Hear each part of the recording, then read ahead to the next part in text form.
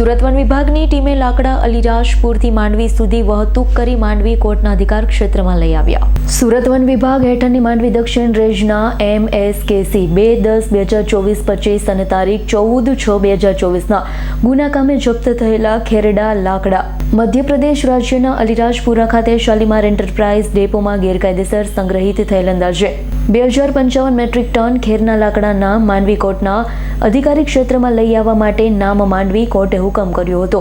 હુકમની અમલવારીના અનુસંધાને તારીખ 12/12/2025ના રોજ સુરત વન વિભાગની ટીમ અલીરાજપુર ખાતે પહોંચી અલીરાજપુર વન વિભાગના નાયબ વન સંરક્ષણ રેન્જ ફોરેસ્ટ ઓફિસનો સંપર્ક કરી ગુનાકામે જપ્ત થયેલા ખેરના લાકડાના જથ્થાને નામ માંડવી કોર્ટના અધિકારી ક્ષેત્રમાં લઈ આવવા માટે માંડવી કોર્ટનો હુકમ આપ્યો.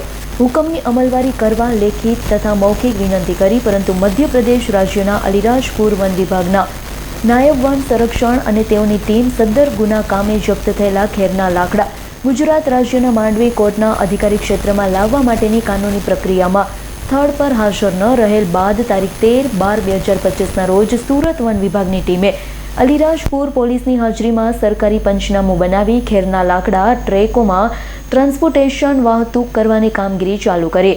મુદ્દામાલ ગુજરાત ખાતે લઈ આવવાની કાર્યવાહીમાં માંડવી કોર્ટના હુકમની સામે શાલીમાર એન્ટરપ્રાઇઝના માલિક તાહિર અહેમદ હુસૈન મોહનનાઓને બારડોલી સેશન કોર્ટમાં સ્ટે અરજી દાખલ કરવા માટે સ્ટે અરજીની તારીખ 16/12/2025 અને 17/12/2025 બે દિવસ સુધી સુનાવણી કરેલી છે. સ્ટે અરજીનો હુકમ તારીખ 23/12/2025ના રોજ કરેલ ખેર તસ્કરી કરતા શાલીમાર એન્ટરપ્રાઇઝના માલિક તાહિર અહેમદ હુસૈન સ્ટે અરજી ફગાવી દીધી. સુરત વન વિભાગની ટીમ ખેરના લાકડા અલીરાજપુરાથી માંડવી સુધી લાકડા વાહતુક કરવાની કામગીરી ચાલુ કરી સુરક્ષિત રીતે કામગીરી પૂર્ણ કરી છે. કામગીરીમાં 247 ટ્રક અંદાજે 1900 મેટ્રિક ટન જેટલો ખેરના લાકડાનો જથ્થો અલીરાજપુરથી માંડવી કોર્ટના અધિકારી ક્ષેત્રમાં લઈ આવ્યા છે.